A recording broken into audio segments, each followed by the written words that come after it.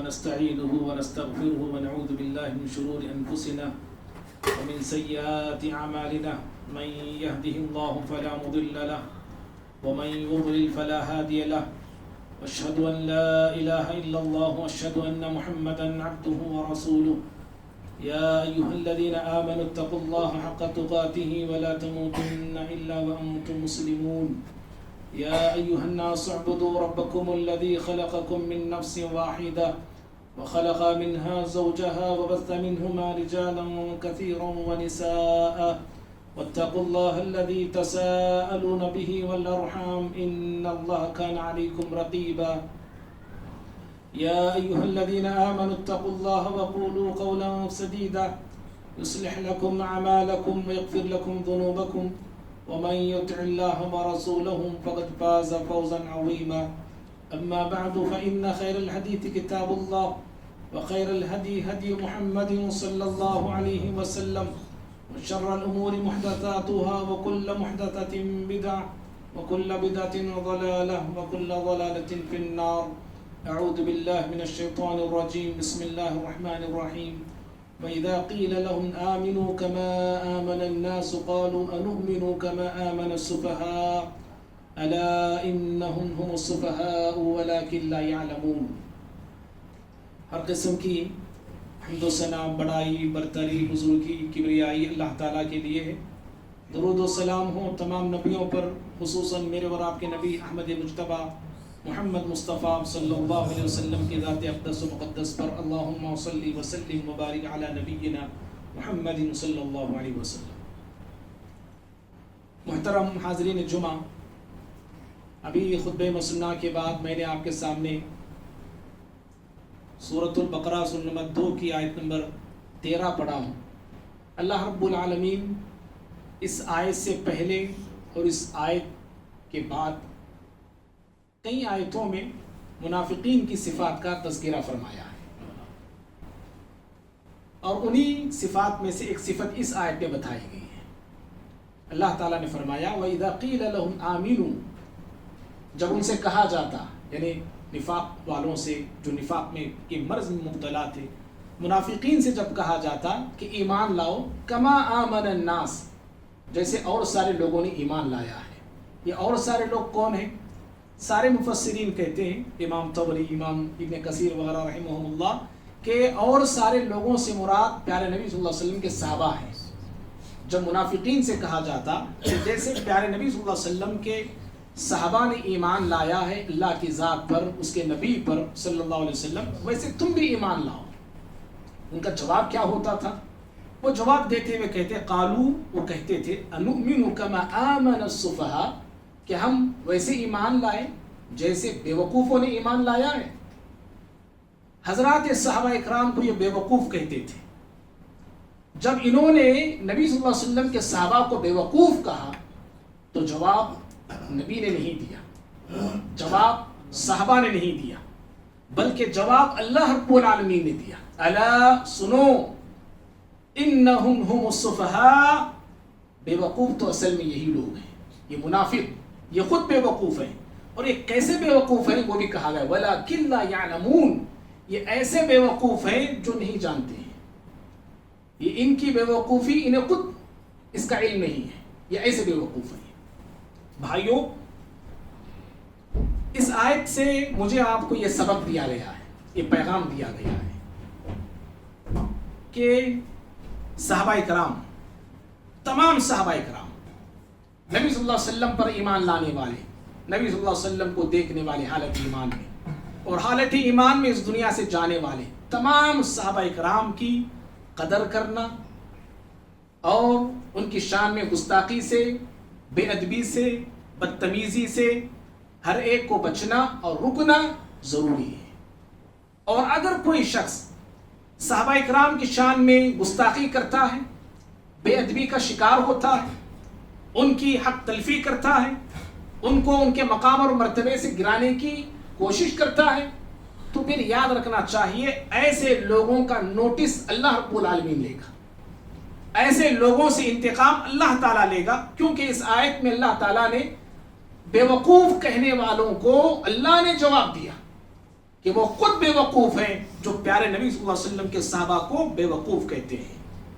بھائیوں، اس روئے زمین پر، اس امت میں سب سے اچھے، سب سے سچے اور سب سے نیک لوگ صحابہ اکرام ہیں۔ اس امت میں ان سے اچھا، ان سے سچا، ان سے نیک نہ آیا ہے، نہ قیامت تک آئے گا۔ اس امت کی میں بات کر رہا ہوں، سمجھ رہے ہیں؟ نبیوں کے بعد تو ان کا مقام اور مرتبہ، اس لیے میں نے امت کہا۔ اس امت میں ان سے بھی نیک، ان سے بھی سچا، ان سے بھی اچھا، ان سے بھی بہتر، ان سے بھی افضل اس آسمان اور اس زمین نے نہ دیکھے ہیں، نہ قیامت تک دیکھیں گے۔ اسی لیے ہر صحابی قابل احترام ہے، لائق تعظیم ہے۔ کسی بھی صحابی کی شان میں گستاخی کرنا، ان کو تنقید کا نشان بنانا، ان کے غلطیوں کو، ان کی کوتاہیوں کو، انسان ہونے کے ناطے ان سے جو بھی لغزشیں ہوئیں اس کو لے کے اچھالنا، پھیلانا، اس کے تعلق سے بولنا، یاد رکھیے اللہ رب العالمین کے فرمان کے خلاف ہے۔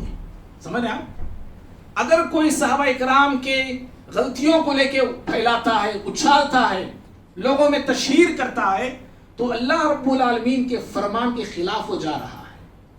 دیکھو صحابہ اکرام انسان ہونے کے ناطے ان سے بھی خطائیں ہوئی، اس میں کوئی شک نہیں، ان سے بھی غلطیاں ہوئی ہیں، لیکن انہوں نے غلطیاں بعد میں کی، اللہ رب العالمین نے پہلے ان کو معاف کر دیا ہے۔ جی، قرآن نے جا بجا مقامات پہ لہم مغفرہ کا مصداق سنایا ہے کہ ان کے لیے مغفرت، ان کے لیے بخشش، ان کے لیے اللہ رب العالمین نے معافی کا اعلان کر دیا۔ حاتب بن ابی بلتع کا واقعہ آپ جانتے ہیں، مشہور صحابی، بدری صحابی ہیں۔ ایک بڑی غلطی ان سے ہو گئی، مسلمانوں کا راز جو ہے مشرکین تک پہنچا رہے تھے۔ صرف اشارہ میں دیتا ہوں، جب عمر بن خطاب رضی اللہ عنہ نے کہا کہ اللہ کے نبی صلی اللہ علیہ وسلم اس غلطی پر سزا ہونی چاہیے، اجازت دیجیے ان کو مار دیتا ہوں، قتل کر دیتا ہوں، آپ نے اس وقت کہا تھا عمر نہیں جانتے یہ بدری ہے، اور بدریوں کے تعلق سے اللہ نے کہا کہ جو چاہتے ہو کرو، میں نے تمہیں معاف کر دیا۔ اب جو چاہتے ہو کرو جو کہا گیا ہے، اب وہ صحابہ اکرام جو چاہتے تھے غلط نہیں کرتے تھے، اسلام کی خلاف ورزیاں نہیں کرتے تھے، وہ جملے کا مطلب یہ نہیں ہے، لیکن اللہ تعالیٰ نے گویا کہ انہیں مغفرت کا ان سے وعدہ کر دیا ہے، بخشش کا اللہ نے وعدہ کیا ہے۔ اور جیسے ہر صحابی قابل تعظیم ہے، قابل احترام ہے، اور صحابہ اکرام کے تعلق سے میرا آپ کا حسن ظن ہمیشہ ہونا چاہیے۔ صحابہ اکرام کے تعلق سے عبداللہ بن عباس رضی اللہ تعالیٰ عنہما مشہور صحابی ہیں اور اہل بیت میں سے ہیں۔ سمجھ رہے آپ؟ عبداللہ بن عباس رضی اللہ تعالیٰ عنہما کہتے تھے کہ کسی صحابی نے نبی صلی اللہ علیہ وسلم کے ساتھ ایک لمحہ گزارا ہے، ایک دن نہیں، ایک گھنٹہ بھی نہیں، ایک گھنٹہ، ایک دن، ایک ہفتہ، ایک مہینہ، ایک سال کی بات نہیں بول رہے ہیں، عبداللہ بن عباس رضی اللہ تعالیٰ عنہما ایک پل گزارا ہے، چند منٹ گزارے ہیں بس۔ تو وہ لوگوں سے کہتے تھے کہ جو صحابی نبی صلی اللہ علیہ وسلم کے ساتھ ایک پل، ایک ساتھ گزارا ہے، آنے والی نسلیں زندگی تمام وہ عبادت کر لیں، اس صحابی کے ایک پل کا مقابلہ نہیں کر سکتے۔ سمجھ رہے ہیں آپ؟ یہ صحابہ ہی ہے بھائی، وہ سامنے ہے کہ سامنے ہی ہے۔ معزز بھائیوں، آج تاریخ میں اور آج بھی ایک ایسے صحابی ہیں جن پر تنقید کا نشانہ بنایا گیا، جن کی سیرت کو لے کے، جن کے قبول اسلام کو لے کے، اور جن کی حکومت کو لے کے، ان کی خلافت کو لے کے، ان کے فیصلوں کو لے کے بہت زیادہ جو ہے تنقید کی جاتی ہے، ان کے خلاف زہر اگلا جاتا ہے، اور شیعوں کی دیکھا دیکھی بہت سارے ہمارے سنی مسلمان بھی یہ غلطی کر رہے ہیں، اور وہ صحابی ہیں معاویہ رضی اللہ تعالیٰ عنہ کی۔ آج میں انہی کے تعلق سے زندگی کے چند گوشے بتانا ضروری سمجھتا ہوں۔ کیونکہ جب صحابہ اکرام کے تعلق سے زہر اگلا جاتا ہے، بکواس کیا جاتا ہے، ان کی عزتوں پر، ان کے مقام اور مرتبے پر لوگ نشانہ لگاتے ہیں، امت مسلمہ کے ان لوگوں کا یہ فریضہ بنتا ہے کہ صحابہ کی خوبیوں کو ذکر کرنا، صحابہ کی اچھائیوں کو بتانا، ان کی قربانیوں کو بتانا، یہ ہر مسلمان کا یہ فریضہ ہے۔ ڈیفنس کرنا، صحابہ کا دفاع کرنا آپ میں سے، مجھ میں سے، تمام لوگوں کا یہ فریضہ بنتا ہے۔ معزز بھائیوں، حضرت معاویہ رضی اللہ تعالی عنہ، ان کی سیرت کو شروع کرنے سے پہلے میں کچھ اقوال ہیں اسلاف کے ہمارے، یہ جاننا بہت ضروری ہے کہ معاویہ رضی اللہ تعالی عنہ کا مقام اور مرتبہ اسلاف کی نظر میں کیا ہے۔ پہلی چیز، حضرت معاویہ رضی اللہ تعالی عنہ کو خال المؤمنین کہا جاتا ہے۔ یہ اس امت کے اہل ایمان کے ماموں ہیں، اس امت کے اہل ایمان کے ماموں ہیں یہ۔ ان کی جو بہن تھی ام حبیبہ رضی اللہ تعالی عنہ، پیارے نبی صلی اللہ علیہ وسلم کی بیوی تھی۔ عبداللہ بن عمر رضی اللہ تعالی عنہما بھی اس امت کے ماموں ہیں، اس امت کے اہل ایمان کے، کیونکہ ان کی بہن بھی پیارے نبی صلی اللہ علیہ وسلم کی بیوی تھی۔ لیکن عبداللہ بن عمر رضی اللہ تعالی عنہما پر کبھی کسی نے جو ہے کوئی غلط بات نہیں کہی ہے، لیکن عمر حضرت معاویہ رضی اللہ عنہ کے تعلق سے بہت کچھ بولا جاتا ہے اور آج بھی بولا جا رہا ہے۔ اسی لیے ہمارے اسلاف اس چیز کو پہلے جان لیے تھے، اور اس لیے معاویہ رضی اللہ تعالیٰ کو خال المؤمنین کہا جانے لگا، یہ اس امت کے اہل ایمان کے ماموں ہوتے ہیں رشتے میں۔ اور دوسری چیز، امام الذہبی رحمہ اللہ سیر اعلام النبلاء میں کہتے ہیں حضرت معاویہ رضی اللہ تعالیٰ عنہ کے تعلق سے کہ یہ امیر المؤمنین، مسلمانوں کی امیر تھے، یہ بادشاہ تھے یہ۔ اور پھر انہوں نے کہا ملک الاسلام، مسلمانوں کے یہ بہترین بادشاہ تھے۔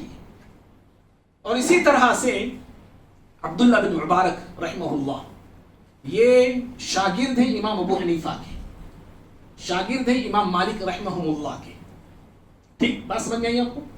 اور عبداللہ بن مبارک جہاں امام ابو حنیفہ امام مالک کے شاگرد ہیں، وہیں پر یہ استاد ہیں امام احمد بن حنبل رحمہ اللہ کے، اور استاد ہیں یہ امام بخاری رحمہ اللہ کے، استاد ہیں یہ امام ابو داؤد رحمہ اللہ کے۔ عبداللہ بن مبارک رحمہ اللہ سے پوچھا گیا، سوال ہوا کہ بتائیے معاویہ رضی اللہ تعالی عنہ اور عمر بن عبدالعزیز رحمہ اللہ میں دونوں میں افضل کون ہے؟ عمر بن عبدالعزیز رحمہ اللہ ایک بنو امیہ کے بڑے منصف اور عادل بادشاہ گزرے ہیں، 2 سال چند مہینے آپ کی خلافت رہی، حکومت رہی، بڑی شاندار آپ کی حکومت رہی، بڑی شاندار آپ کی خلافت رہی، لیکن ہے تو آپ تابعی۔ معاویہ رضی اللہ تعالی عنہ صحابی رسول ہیں، تو عبداللہ بن مبارک رحمہ اللہ نے سوال کرنے والے سے کہا کہ دیکھو معاویہ رضی اللہ تعالی عنہ پیارے نبی صلی اللہ علیہ وسلم کے ساتھ جو غزوات کیے ہیں، جو جنگوں میں شریک رہے، اور غزوہ اور جنگ کرتے ہوئے جو دھول معاویہ رضی اللہ عنہ پہ پڑی نا، جو دھول جو بھی آپ کے جسم پر لگی، عمر بن عبدالعزیز رحمہ اللہ سے بہتر وہ دھول ہے۔ کیا؟ عمر بن عبدالعزیز رحمہ اللہ سے بھی افضل اور بہتر وہ دھول ہے جو دھول کے معاویہ رضی اللہ تعالی عنہ پر نبی صلی اللہ علیہ وسلم کے ساتھ غزوات کرتے ہوئے آپ کے جسم پر لگی ہے۔ بھائیو، عمر بن عبدالعزیز بڑے اونچے مقام اور مرتبے کے بادشاہ تھے، بڑے نیک اور بڑے اچھے اخلاق کے مالک تھے۔ جب عمر بن عبدالعزیز رحمہ اللہ جیسی شخصیت حضرت معاویہ رضی اللہ عنہ کا مقابلہ نہیں کر سکتی، تو پھر میں اور آپ اور آج کے لوگ حضرت معاویہ رضی اللہ عنہ کا کیا مقابلہ کر سکتے ہیں؟ اور یہی عمر بن عبدالعزیز رحمہ اللہ ہے، اپنے دور حکومت میں، دور خلافت میں کبھی کسی کو آپ نے سزا نہیں دی، سمجھ رہے آپ نے کبھی کسی کو نہیں مارا، لیکن آپ نے ایک شخص کو مارا اپنی حکومت میں۔ ایک لفظ آتا ہے الا انسان، ایک کو آپ نے سزا دی، کوڑے مارے آپ نے، اور وہ شخص تھا، اس کا جرم تھا وہ معاویہ رضی اللہ تعالیٰ کو گالی دیتا تھا۔ معاویہ رضی اللہ تعالیٰ کو گالی دینے والے کو عمر بن عبدالعزیز رحمہ اللہ نے کوڑے مارے اور سزا اپنی دی ہے۔ بھائیو، یہ چند میں نے باتیں بتائی اسلاف کے حوالے سے جو معاویہ رضی اللہ عنہ کے تعلق سے اختیار رکھتے ہیں یا ان کا جو قول ہے۔ آئیے ہم حضرت معاویہ رضی اللہ عنہ کی طرف آتے ہیں۔ معاویہ رضی اللہ تعالیٰ عنہ، ان کا نسب، ان کا خاندان پیارے نبی صلی اللہ علیہ وسلم کے خاندان سے 5ویں پشت میں جا کے ملتا ہے، اور 3 حیثیتوں سے حضرت معاویہ رضی اللہ عنہ پیارے نبی صلی اللہ علیہ وسلم سے رشتہ رکھتے ہیں. ایک باپ کی طرف سے، ایک ماں کی طرف سے، ایک بہن کی طرف، یعنی سسرالی رشتہ ہے.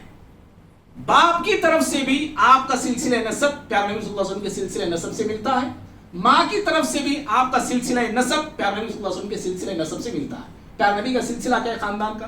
محمد بن عبداللہ بن عبد المطلب بن ہاشم بن عبد مناف. اس کو یاد رکھیے، عبد مناف. یہ عبد مناف ایک کامن ہے، یہ معاویہ رضی اللہ عنہ کے خاندان میں کامن ہے، ماں کے سلسلے میں کامن ہے، باپ کے سلسلے میں اور پیارے نبی صلی اللہ علیہ وسلم کے.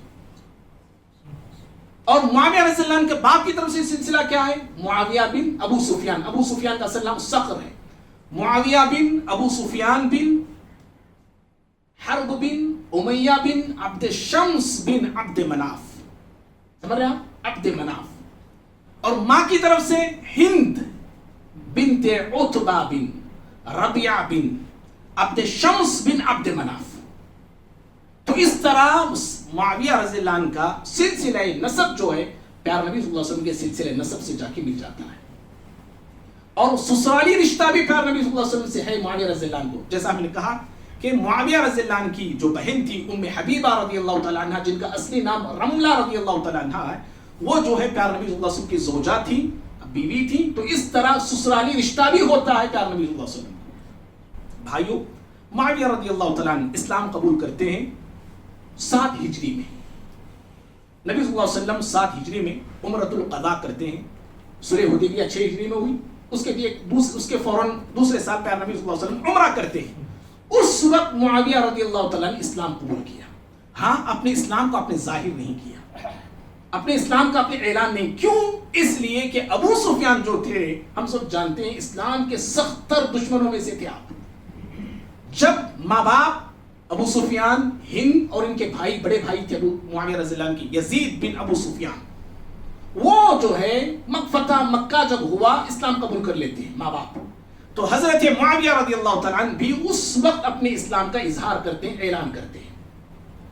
اور جب سے آپ نے اسلام قبول کیا تب سے پیارے نبی کے ساتھ رہنے لگے صلی اللہ علیہ وسلم. آپ کی صحبت میں رہا، آپ کے ساتھ غزوات کیے، ان کے باپ بھی، ان کے بھائی بھی.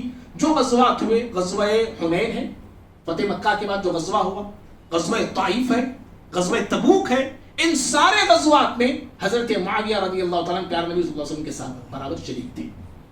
اسی طرح سے حضرت معاویہ رضی اللہ تعالیٰ عنہ پیارے نبی کی خدمت بھی کرتے تھے.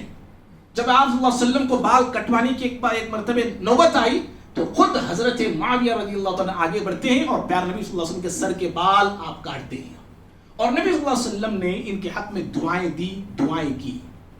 ترمذی کی مسند احمد کی حدیثیں ہیں. آپ صلی اللہ علیہ وسلم نے ان کے حق میں دعا دیتے ہوئے کہا اللہم اجعلہ ہادیون و مہدیہ وہدی بہ. اللہ کے نبی صلی اللہ علیہ وسلم کہا پروردگارہ اس معاویہ کو اے اللہ ہدایت کا راستہ بتانے والا بنا، اور اے اللہ اس معاویہ کو ہدایت پہ قائم رکھ، اور اے اللہ اس معاویہ رضی اللہ عنہ کے ذریعے لوگوں کو ہدایت دے. آپ نے دعا دی آپ نے، اور ایک دعا آپ نے دی اللہم علم معاویہ الکتاب والحساب وقہ العذاب. آپ نے کہا پروردگارہ معاویہ کو کتاب کا، حساب کا علم دے اور انہیں عذاب سے بچا لے. پیارے نبی صلی اللہ علیہ وسلم کی دعاؤں کی برکت سے حضرت معاویہ رضی اللہ تعالیٰ عنہ اسلام کے لیے آگے چل کے بڑی قربانیاں دی، بڑی خدمتیں کی. اسلام کی خوب آپ نے نشر و اشاعت کی، اسلامی سرحدوں کو آپ نے بہت دور دور تک پھیلایا، اور مسلمانوں کو آپ جو ہے اپنے دور حکومت میں بہت زیادہ ترقی دی اور ترقی کے مقام تک آپ نے پہنچایا، عروج تک آپ نے لے کے گئے. بھائیوں، جب ابو بکر صدیق رضی اللہ عنہ کی خلافت قائم ہوئی، ابو بکر صدیق رضی اللہ عنہ کی دور خلافت میں ایک فتنہ اٹھا. ہم سب جانتے ہیں ایک جھوٹا نبی کھڑا ہو گیا تھا، مسلمہ کذاب. ایک جھوٹا نبی، اس کے فتنے کو ختم کرنا، مٹھانا ضروری تھا. تو حضرت ابو بکر صدیق رضی اللہ عنہ نے اس فتنے کی سرکوبی کے لیے جو فوجیں روانہ کی، ان فوجیوں میں ایک سپاہی معاویہ رضی اللہ عنہ بھی تھے. اس فتنے کو مٹھانے میں آپ نے بھی کوششیں کی. اسی طرح سے عہد صدیقی میں یعنی حضرت ابوبکر صدیق رضی اللہ عنہ کے دور خلافت میں ملک شام کو فتح کرنے کی کوششیں جاری تھی، اور ابوبکر صدیق رضی اللہ عنہ ان کے جو بڑے بھائی تھے یزید بن ابو سفیان کو ملک شام کو فتح کرنے کے لیے روانہ کر دیا تھا. اور یزید بن ابو سفیان نے وہاں سے پیغام بھیجا کہ اور ہمیں فوجیوں کی ضرورت ہے، یہاں پہ آپ ہمیں فوج روانہ کریں. تو حضرت ابوبکر صدیق رضی اللہ عنہ ایک فوجی دستہ روانہ کرتے ہیں، اور اس فوجی دستے کا امیر اور بڑا اور کمانڈر آپ معاویہ رضی اللہ عنہ کو بنا کے روانہ کرتے ہیں، اور کہتے ہیں کہ جاؤ ملک شام کی طرف اپنے بھائی یزید بن ابو سفیان کی ماتحتی میں خدمت انجام دینا. اور بھائیوں، جب حضرت عمر فاروق رضی اللہ عنہ کا دورہ خلافت قائم ہوتا ہے، آپ کی حکومت آتی ہے، تو 18 ہجری میں طاعون کی بیماری پھیلتی ہے. ہم سب جانتے ہیں طاعون کا مرض پھیلا، اس میں کئی صحابہ شہید ہو گئے. تو 19 ہجری میں ان کے جو بڑے بھائی تھے ملک شام کے جو گورنر بنے ہوئے تھے یزید بن ابو سفیان رضی اللہ تعالیٰ عنہ، وہ بھی شہید ہو جاتے ہیں. جب ان کی شہادت ہو گئی تو ان کے مقام پر، ان کے گورنر کے جگہ پر جس کو عمر فاروق رضی اللہ عنہ نے گورنر بنایا وہ حضرت معاویہ رضی اللہ عنہ تھے. اور حضرت عمر فاروق رضی اللہ عنہ ایسے ویسے کو نتو خیرے کو گورنر نہیں بناتے تھے. آج سے چند جمعہ پہلے میں نے عمر فاروق رضی اللہ عنہ کے تعلق سے خطبہ دیا، اس میں نے بتایا تھا کہ آپ کسی کو گورنر کا مقام اور مرتبہ دینے سے پہلے، پوسٹ دینے سے پہلے بڑی تفتیش آپ کرتے تھے، تحقیق آپ کرتے تھے، جانچ پڑتال آپ کرتے تھے، اور ساری جانچ پڑتال مکمل ہونے کے بعد آپ کسی کو عہدہ دیتے تھے، گورنر کا عہدہ وہ بھی. تو آپ نے معاویہ کو گورنر بنایا. جو لوگ آج معاویہ رضی اللہ عنہ کی انگلیاں اٹھاتے ہیں نا، جو اعتراضات کرتے ہیں، ان کو غور کرنا چاہیے کہ گویا کہ وہ اعتراض حضرت ابوبکر پہ اٹھا رہے ہیں، وہ حضرت عمر فاروق رضی اللہ عنہ پہ اٹھا رہے ہیں، کیونکہ آپ نے ایک ایسی شخصیت کو آپ نے عہدہ دے دیا، گورنر بنا دیا، جو آج کے مسلمانوں کی نظر میں جو ہے قابل طعن ہے، قابل تنقید ہے. بھائیوں، تو عمر فاروق رضی اللہ عنہ نے آپ کو گورنر بنایا. لگ بھگ جو 6 سال عمر فاروق رضی اللہ عنہ کے بھی دور حکومت یا دور خلافت باقی تھی، تو 6 سال تک آپ ہی ملک شام کے گورنر تھے. ایک مرتبہ حضرت عمر رضی اللہ عنہ، بہرحال وقت نہیں ہے، آگے ہم بڑھتے ہیں جلدی کے ساتھ. عثمان رضی اللہ عنہ کا جو دور آیا، خلافت کا دور آیا، تو عثمان رضی اللہ تعالیٰ عنہ نے ان کے دور خلافت میں ایک بہت بڑا کارنامہ معاویہ رضی اللہ عنہ انجام دیتے ہیں. وہ کارنامہ یہ تھا، ناوی لشکر، سمندری لشکر، سمندری فوج معاویہ رضی اللہ عنہ تیار کرتے ہیں. اور عمر فاروق رضی اللہ عنہ کے دور خلافت ہی سے آپ کی بڑی تمنا تھی کہ سمندری لشکر ہمارے پاس ہونا چاہیے، فوجی بحری فوجی ہمارے پاس ہونی چاہیے. لیکن عمر رضی اللہ عنہ نے اس کی اجازت نہیں دی. حضرت عثمان رضی اللہ عنہ نے اس کی اجازت دی.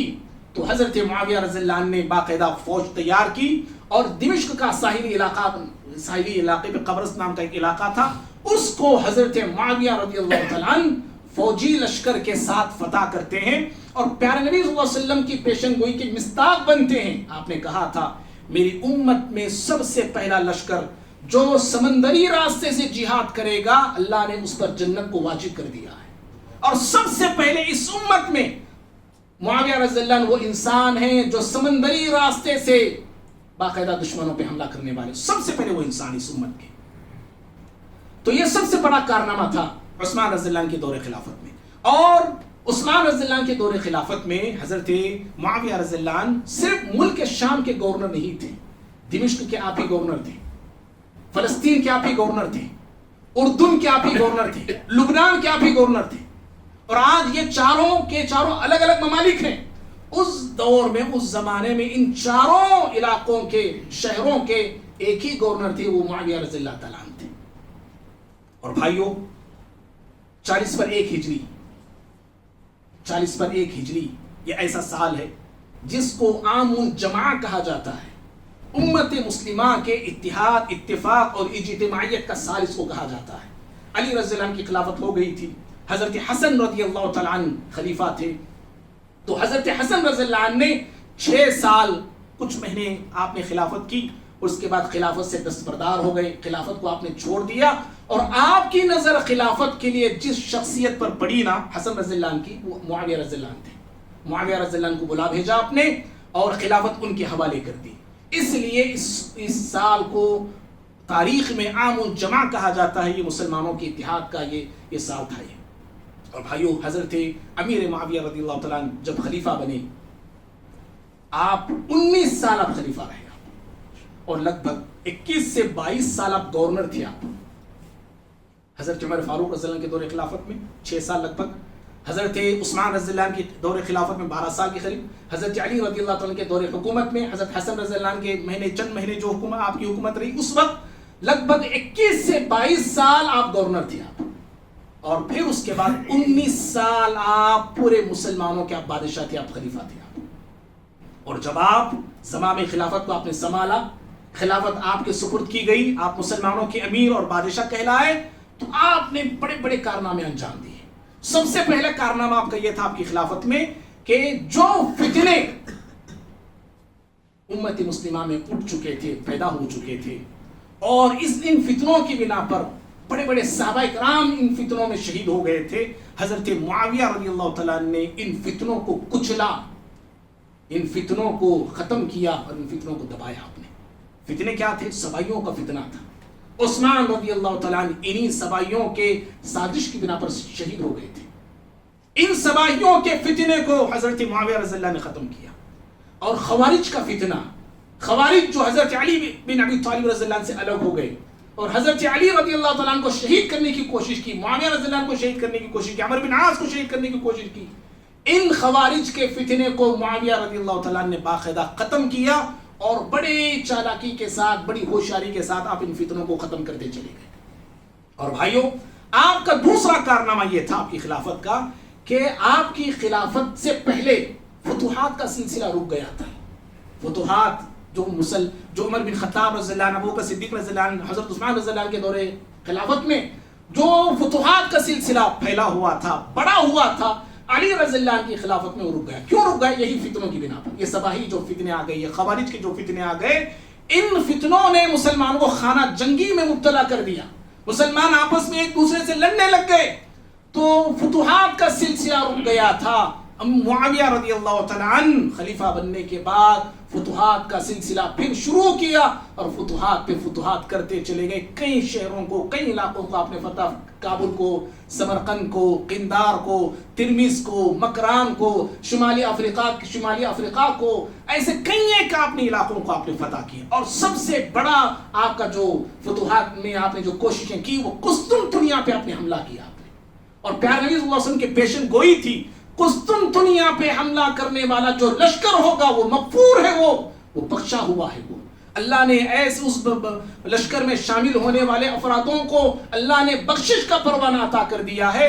وہ لشکر جو تیار ہوا، قسطنطنیہ کی طرف کوچ کیا، قسطنطنیہ پہ حملہ کرنے کے لیے آگے بڑھا، وہ معاویہ رضی اللہ عنہ کے دور خلافت میں تھا، اور اس لشکر میں ان کے بیٹے یزید بھی تھے۔ بھائیوں، ایک اور کارنامہ معاویہ رضی اللہ عنہ کی خلافت کا یہ بھی ہے کہ آپ نے فوجیوں کو 2 حصوں میں تقسیم کیا تھا۔ ایک فوج گرمی میں حملہ کرتی تھی، ایک فوج سردی میں حملہ کرتی تھی۔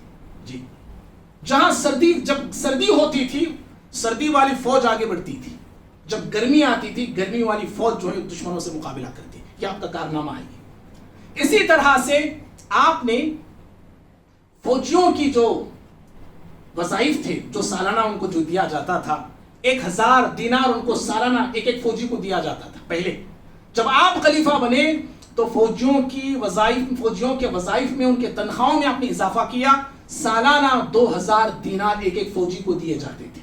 اور صرف فوجیوں کو نہیں، یاد رکھیے، آپ نے فوجیوں کے گھرانوں کو بھی سالانہ آپ دیتے تھے، ان کے بیوی بچوں کو بھی آپ سالانہ خرچ دیا کرتے تھے، اور ان کی ضروریات کا آپ خیال رکھا کرتے تھے۔ اور آپ کے کارناموں میں یہ بھی ہے کہ آپ فوجیوں کے لیے چھاؤنیاں آپ نے بنائی، آرام گاہ آپ نے بنائے۔ جب سپاہی، اسلامی لشکر جب غزووں سے، جہاد سے جب واپس لوٹ کے آتے تھے اپنے اپنے علاقوں کو، تو ان کے آرام کے لیے آپ نے چھاؤنیاں بنائی تاکہ فوجی آ کے یہاں پہ آرام کر سکے، ریسٹ کر سکے۔ یہ آپ کا کارنامہ ہے۔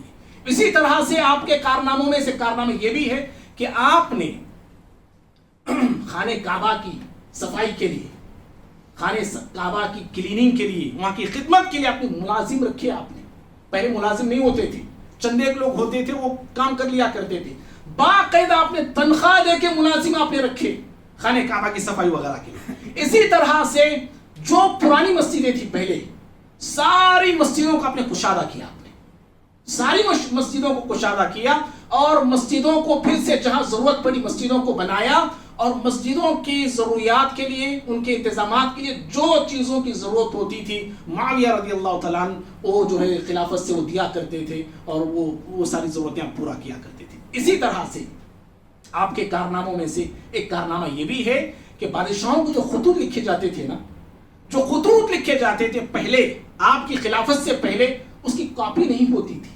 खत लिखे और खत लिख के जो है वो बादशाह को दे दिए या किसी को दे दिए, किसी को देना था दे देते थे। अमीर मुआविया रज़ियल्लाहु अन्हु अपनी खिलाफत में जो खत बादशाह को भेजने वाले होते थे उसकी कॉपी भी आप रखा करते थे। ये पहले आपका कारनामा है। इसी तरह से आपके कारनामों में से एक कारनामा ये भी है, आपने नहरों का इंतजाम और नहरों का सिस्टम आपने बेहतर किया। जो पानी की नहरें होती हैं, नहरें जो मुख्तलिफ मकामात पे जाया करती हैं, नहरें यहाँ वहाँ टूटी हुई थी, कटी हुई थी, कई नहरें थी लेकिन पानी का इंतजाम नहीं था, वो सारा सिस्टम आपने बेहतर से बेहतर बनाया। क्योंकि जहाँ पानी होता है, पानी की सहूलतें होती हैं, वहाँ पे आबादी भी बढ़ती है, खेती बाड़ी होती है। तो इस तरह आपकी खिलाफत में नए नए शहर तामीर हुए, नए नए शहर बने, आबादी इंसानों की बढ़ती गई और खेती बाड़ी को खूब तरक्की मिली आपकी दौरे हुकूमत में। भाइयों, इसी तरह से एक आखिरी कारनामा इनके दौरे हुकूमत का ये भी है कि आप जो है बैतुल माल से तिजारत करने वालों को कर्जा दिया करते थे। जो तिजारत करना चाहता है, बिजनेस करना चाहता है, आप बैतुल माल से ऐसे लोगों को कर्ज देते थे और कहते थे कि तिजारत करो और तिजारत से जो भी मुनाफा आता, जो कर्ज तुमने लिया, जितना लिया उतना ला के वापस लौटा दो। ऐसे बहुत सारे मैंने मुख्तसर आपके सामने गिनवाए हैं। तो बहुत सारे कारनामे हजरत मुआविया रज़ियल्लाहु तआला अन्हु ने अपने दौरे हुकूमत में किए। बहरहाल भाइयों, आपके बहुत सारे मनाकिब हैं, बहुत सारे फजाइल हैं और सबसे बड़ी फजीलत क्या है जानते हैं? आप साहबी रसूल हैं। इससे बड़ी फजीलत और क्या चाहिए? आप अल्लाह के नबी सल्लल्लाहु अलैहि वसल्लम के साथी हैं, आप अल्लाह के नबी सल्लल्लाहु अलैहि वसल्लम के सहाबी हैं और यही एक फजीलत काफी है आपका एहतराम करने के लिए। और लोग हैं कि आपके पीछे आज पड़े हुए हैं और आप पर तनकीद कर रहे हैं। आप अलग अलग मनगढ़ंत रिवायतें, बेबुनियाद रिवायतें, पहले वालों के कुछ अक़वाल लेके, पहले वालों के कुछ बातें लेके, उन बातों को लेके मिर्च मसाला लगा के अपनी तरफ से उनके ताल्लुक से बहुत सारी बातें बताई जा रही हैं। क्या क्या बातें हैं आपके खिलाफ, क्या क्या एतराज़ात हैं, क्या क्या शुबहात हैं, वो भी एक जुमा हो सकता है, एक या दो जुमा हो सकते हैं। और अहले इल्म अल्लाह के फजल करम से जितने एतराज़ात अमीर मुआविया रज़ियल्लाहु अन्हु के खिलाफ आज उठाए गए, पहले उठाए गए, आइंदा उठाए गए, सबके जवाब दे चुके हैं, सबके जवाब दे चुके हैं। तो बहरहाल भाइयों, कहना ये है कि आप अल्लाह के नबी सल्लल्लाहु अलैहि वसल्लम के सहाबी हैं और एक फजीलत आपकी क्या है जानते हैं? आप कातिब वही थे। आप आसमान से जो वही आती थी, आप पढ़े लिखे इंसान थे, पढ़े लिखे आप थे। प्यार नबी सल्लल्लाहु अलैहि वसल्लम के पास जब इस्लाम कबूल करके गए तो आप सल्लल्लाहु अलैहि वसल्लम इनको अपने पास रखा। जिम्मेदारी क्या थी प्यार नबी सल्लल्लाहु अलैहि वसल्लम के पास? जो खुतूत लिखने होते थे आप सल्लल्लाहु अलैहि वसल्लम मुआविया रज़ियल्लाहु अन्हु से लिखाते थे, मुआविया रज़ियल्लाहु अन्हु से आप लिखाते थे। आप खुतूत किसी को लिखना होता, खत लिखना होता, लेटर लिखना होता, मुआविया रज़ियल्लाहु अन्हु लिखा करते थे। और जो खत आते थे कभी कभार प्यार नबी सल्लल्लाहु अलैहि वसल्लम मुआविया रज़ियल्लाहु अन्हु से पढ़वाते भी थे, पढ़ के बोलो। ग़ज़वा तबूक के मौके पे ऐसे हुआ, रूम के बादशाह का खत आया तो प्यार नबी सल्लल्लाहु अलैहि वसल्लम ने मुआविया रज़ियल्लाहु अन्हु को बुलाया और खत पढ़ने को कहा। और भाइयों, मुआविया रज़ियल्लाहु अन्हु बाकायदा वही भी लिखते थे। और आज लोग एतराज करते हैं, एक एतराज ये भी है कि भाई हजरत मुआविया रज़ियल्लाहु अन्हु मक्का जब फतह हुआ तब मुसलमान हुए, हालांकि उससे पहले मुसलमान हो गए थे, जैसा मैंने कहा। सही बात यही है। हाँ, अपने इस्लाम का इजहार उन्होंने फतेह मक्के के वक्त किया, चलो मान लो फतेह मक्का के वक्त वो मुसलमान हुए, थोड़ी देर के लिए मान लेते हैं। तो लोग इतराज करते हैं कि भाई फतेह मक्के से पहले पहले पूरा कुरान उतर गया था, कौन सी वही लिखते थे वो? इतराज करने वाले इतराज करते हैं। अल्लाह के बंदों, और भी चंद आयतें उतरी हैं फतेह मक्का के बाद, एक आयत भी आपने लिखी, समझो एक आयत भी आपने लिखी तो आपका शुमार कातिबीन वही में होता है। मैं और आप क्या भाई, हमसे 100 साल पहले इमाम इब्न कसीर रहमहुल्लाह अपनी किताब अल बिदाया व निहाया में नकल किए हैं कि अन्ना मुआविया रज़ियल्लाहु तआला अन्हु काना यक्तुबुल वही लिरसूलिल्लाह सल्लल्लाहु अलैहि वसल्लम, कि मुआविया रज़ियल्लाहु अन्हु प्यार नबी सल्लल्लाहु अलैहि वसल्लम के लिए वही लिखते थे। हमसे पहले के लोगों ने इकरार किया है और हम बाद वालों को इकरार करने में क्या है, मानने में क्या है? तो आप कातिब वही भी थे, आप वही को लिखने वाले लोगों में से आप भी एक थे। और भाइयों, प्यार नबी सल्लल्लाहु अलैहि वसल्लम से आपने हदीसें सुनी, لگ بھگ 150 یا 160 پر 3 حدیثیں آپ نے پیارے نبی صلی اللہ علیہ وسلم سے سنی ہے اور امت کو سنایا، امت کو بتایا، اور آپ کی حدیثیں بخاری میں، مسلم میں اور دیگر اور ساری حدیث کی کتابوں کے اندر آپ کی حدیثیں موجود ہیں۔ بھائیو، آپ جو مسلمانوں کے بڑے عظیم خلیفہ گزرے ہیں، 22 رجب 70 پر 8 سال کی عمر میں 7 ہجری میں آپ جو اس دنیا سے انتقال کر گئے، سمجھ رہے ہیں؟ 70 پر 8 سال آپ کی عمر تھی اور 22 رجب کا مہینہ تھا اور 7 ہجری تھی، اس وقت جو ہے آپ اس دنیا سے چلے گئے۔ ضحاک بن قیس رضی اللہ تعالیٰ صحابی رسول ہیں، آپ کی نماز جنازہ پڑھاتے ہیں اور دمشق کے قبرستان میں آپ معاویہ رضی اللہ عنہ کو دفن کیا جاتا ہے۔ بہرحال یہ چند باتیں میں نے بتائی، کیوں بتائی، مقصد کیا ہے، میں نے شروع میں بتا دیا ہے کہ ان کے خلاف زہر اگلا جاتا ہے، بولا جا رہا ہے، بہت زور سے بولا جا رہا ہے۔ ہم سب کی، صرف میری نہیں، ہم سب کی یہ ذمہ داری ہے، جہاں کہیں ایسے لوگوں سے ہم سنیں باقاعدہ ان کو جواب دیں، اور ایسے لوگوں کے منہ اگر لگتے ہیں تو جواب دیں، ورنہ منہ نہ لگیں۔ پھر ایسے لوگوں کے کہیں باتیں سن کر ہم لوگ بھی جو ہے صحابہ کے تعلق سے نعوذ باللہ شک کرنے والے نہ بن جائیں، ڈاؤٹ کرنے والے نہ بن جائیں۔ بھائی صحابہ میں ایسے تھے کہتے، 12 منافقاں تھے کہتے، وہ تھے کہتے۔ بھائی جو منافق ہے وہ صحابی ہو نہیں سکتا، وہ اللہ کے بندو، جو منافق ہے وہ صحابی کیسے ہو سکتا ہے؟ جو صحابی ہے وہ منافق کیسے ہو سکتا ہے؟ بہرحال ایسی ساری باتیں ہم سب کو جاننا ضروری ہے۔ اللہ نے چاہا تو آئندہ جمعہ ہم حقوق صحابہ پہ، صحابہ کے کچھ حقوق ہیں ہمارے اوپر، وہ کیا حقوق ہیں، رب نے چاہا تو انشاءاللہ اس پہ ہم گفتگو کرنے کی کوشش کریں گے۔ اللہ تعالیٰ سے دعا ہے اللہ مجھے بھی، آپ کو بھی، ہم سبھی کو تمام انبیاء کرام کی تعظیم کرنے، ان کا احترام کرنے کی توفیق عطا فرمائے، اور نبیوں کے بعد تمام صحابہ کرام کی عزت کرنے اور ان کے شان اور ان کے مقام اور مرتبے کو سمجھنے والے اللہ ہم سب کو بنائے۔ اللہ رب العالمین مجھے بھی، آپ کو بھی، اور ہمارے بیوی بچوں کو، ہمارے آنے والی نسلوں کو صحابہ کرام کے نقش قدم پہ چلنے والے بنائے۔ اللہ رب العالمین ہم تمام کی ایمان میں اضافہ فرمائے، اور اللہ تعالیٰ جتنے ایسے لوگ ہیں جو اسلام کے خلاف، صحابہ کے خلاف زہر اگلتے ہیں، اللہ ان کے فتنوں سے اللہ ہماری بھی حفاظت کرے، ہمارے بال بچوں کی، ہمارے نوجوانوں کی اللہ حفاظت فرمائے۔ اللہ ہم تمام کو صحت و عافیت عطا فرمائے، امت مسلمہ کے حالات کو رب العالمین بہتر سے بہتر، اچھے سے اچھے بنائے، آمین۔ اقول قولی ھذا استغفر اللہ لی ولکم ولسائر المسلمین من کل ذنب فاستغفروہ انہ ھو الغفور الرحیم۔